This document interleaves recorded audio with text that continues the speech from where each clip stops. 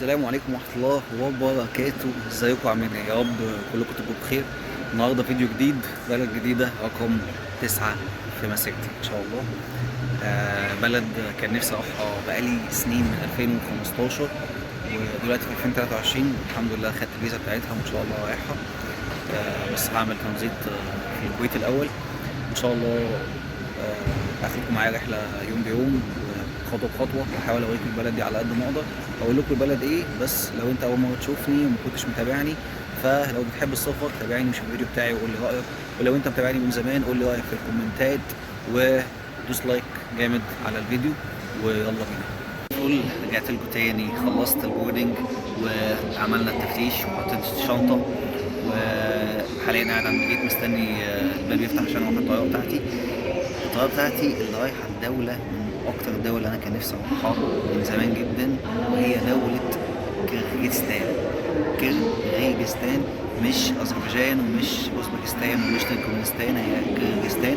هي دوله مش معروفه، ودي للاسف حاجه صعبه جدا عليا، ان دوله بالجمال والطعامه والجمال اللي هي فيه ده متبقاش معروفه لينا كعرب.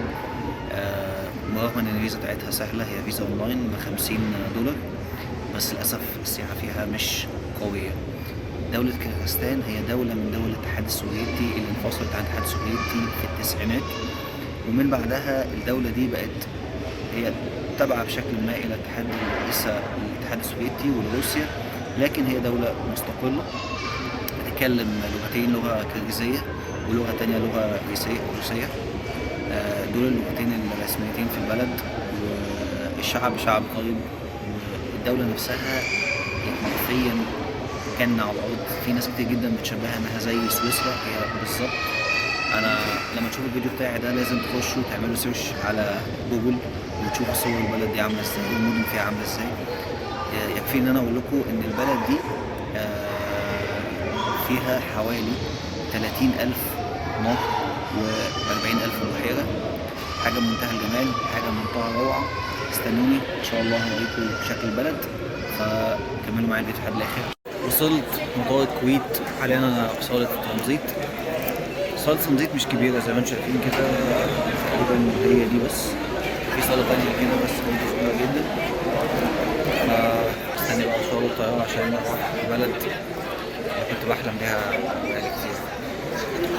فلما اوصل ان شاء الله ابقى اطمنكم عليها، اشوفكم على خير. اخيرا الحمد لله وصلنا مطار الناس في مدينة بشكيك، رايحين نستلم الشنط. اشوفكم بكره على خير بقى ان شاء الله. هاخد شاتل باص بيتأجر هنا من المطار ب 200 سوم، يعني حوالي $3، بيوديك اغلب المناطق الموجودة في المدينة المشهورة، وممكن يوديك لحد الهوستل بتاعك. اشوفكم على خير، وهكمل مع بعض ان شاء الله بقية الرحلة، كل مدينة نروحها باذن الله مع بعض.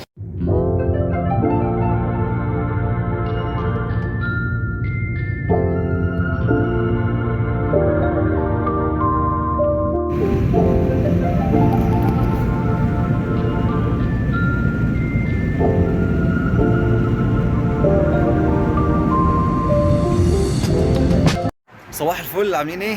اول يوم في مدينة بشكيك عاصمة كيرغيزستان، سويسرا اسيا. انا دلوقتي بتمشى في الشوارع قريب من الهوستل اللي انا قاعد فيه في وسط البلد، وبحاول استكشف المكان عليا، بحاول اشوف الاماكن اللي حواليا فين، بشوف السوبر ماركت اللي جنبي ايه، بشوف المطاعم، بحاول اشوف الحاجات اللي انا ممكن احتاجها خلال الفترة اللي انا قاعد فيها هنا في بشكيك. المكان كده زي ما شايفينه، على يميني في شوية محلات وعلى شمالي برضه هنا ده علم كيرغيزستان. فالمكان لطيف، الجو حلو، السما جميلة، الجو تحفة بصراحة.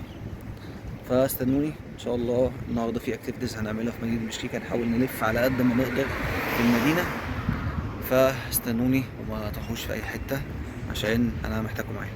جنب الهوستل اللي انا قاعد فيه في سوبر ماركت كده، فانا بس يعني قلت اخش كده اشوف، اخد فكره واشتري ميه عشان اخدها معايا طول اليوم. ف يعني هو سوبر ماركت لطيف كده، شبه السوبر ماركت بتاعتنا عادي جدا، زي ما انتم شايفين كده. اقسام بقى المختلفه، الحاجات اللي موجوده مصنعه اهي، والالبان، لبسي، فاكهه، الحاجات بقى العاديه بتاعتنا دي. في قسم كده كنت لسه معدي عليه فيه برضه خمور وكده. زي ما قلت هي دولة هي دولة مسلمة وكده، بس الثقافة بتاعتها مايلة شوية ناحية روسيا. الاتحاد السوفيتي ما خرجتش خالص من عباءة روسيا. فيها بس يمكن طبعا أكل حلال متوفر، أغلبه حلال، لكن يعني الثقافة بتاعتهم لسه روسية شوية. حاجة بقى من العادات الغريبة اللي موجودة هنا في كازاخستان، إن هما بيشربوا لبن الخيل. يعني هما بياكلوا كده كده الخيل، ودي ممكن تكون حاجة معروفة لبعض الناس، بس هما كمان بيشربوا لبن الخيل. يعني أنا قدامي هنا في سوبر ماركت في أزايز تقريبا 2.5 لتر أو 3 لتر كده كلها خيل، زي ما انتم شايفين كده. حاجة أحجام وبتاع. طبعا معرفش طعمها ايه، وما أعتقدش إن أنا هجربها، بس يعني ثقافة مختلفة وعقلية مختلفة فبس يعني ناس مختلفين عن بعض.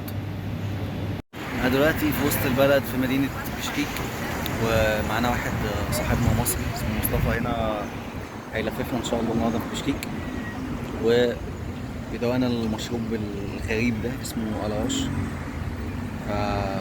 أنا دقته بصراحة، طعمه هو حاجة شبه العيش كده بالردة، بس معمول عصير.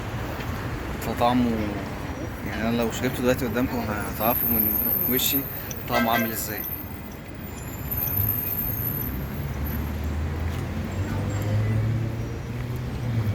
بس افتكر ان ملامح وشي مبينه. يا عم مصطفى، ايه المشروب الجامد ده؟ ايه ده؟ هي دي كرم الضيافه؟ ايه رايك؟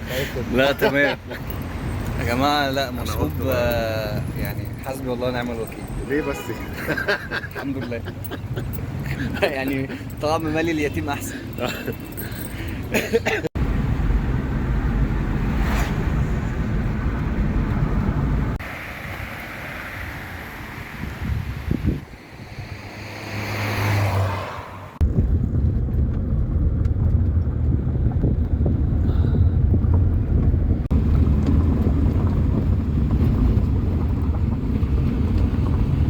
منطقة شينكو شاك، فيها تلفريك اللي ورايا ده. هنطلع دلوقتي التلفريك ونشوف المنظر من فوق في التلفريك كده، ونشوف منظر الجبال والخضرة الطبيعة اللي حوالينا، واحاول اوريلكم برضه المنظر من فوق ان شاء الله عامل ازاي. فيلا بينا. عندنا تلفريك اهو. نشوف المنظر بقى، حاجة منتهى الجمال والتعمق. منظر الجبال اللي قدامنا وحواليا يميني وشمالي، حاجة منتهى الجمال، منظر تحفة. والدنيا مغيمة هناك. على فكرة احنا في شهر 8 والجو تحفة تحفة، بلد جوها تحفة. الارتفاع مش طبيعي. منظر الجبال مش طبيعي. يعني هو يخض شوية بس لا المنظر بصراحة يستحق. يعني المنظر حوالينا تحفة. هو سعر التذكرة 200 سوم بس يستحق بجد. هو مبلغ مش كبير طبعا، يعني حوالي $3 تقريبا او اقل، او ازيد حاجة بسيطة تقريبا يعني. بس المنظر لا تحفة جدا بصراحة. فوق بالتلفريك والمنظر من فوق جامد جدا جدا جدا. وعاملين هنا اماكن للتصوير عشان الناس تتصور فيها وتاخد يعني صور كده للذكرى جميلة من فوق الجبل. الفيو الحلو قوي قوي قوي قوي اللي فوق ده. بس شوية وان شاء الله هناخد تلفريك وننزل تاني. هحاول برضه اصور لكم المنظر من فوق بصراحة. والجو تحفة بصراحة، وواحد مستمتع جدا باللحظة. حاجة منتهى الجمال والطعام اللي في الدنيا. تحفة تحفة تحفة.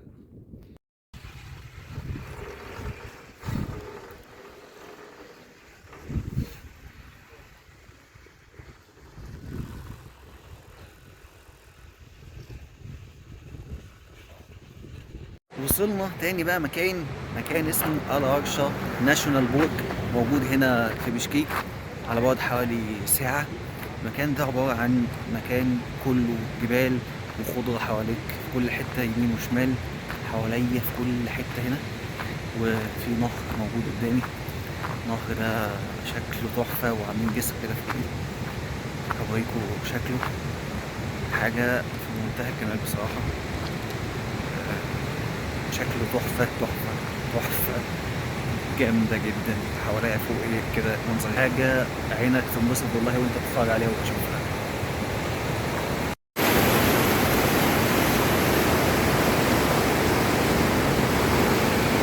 أخيرا خلصت جولتي في مدينة بشكيك ورجعت الهوستل اللي أنا قاعد فيه دلوقتي في وسط البلد. يا رب يكون الأماكن اللي وريتها عجبتكم، يا رب يكون الأكتيفيتيز اللي عملتها النهاردة تكون عجبتكم. استنوا فيديو جديد ومدينة جديدة، و يعني keep tuned، وأشوفكم بعدين إن شاء الله. مع السلامة.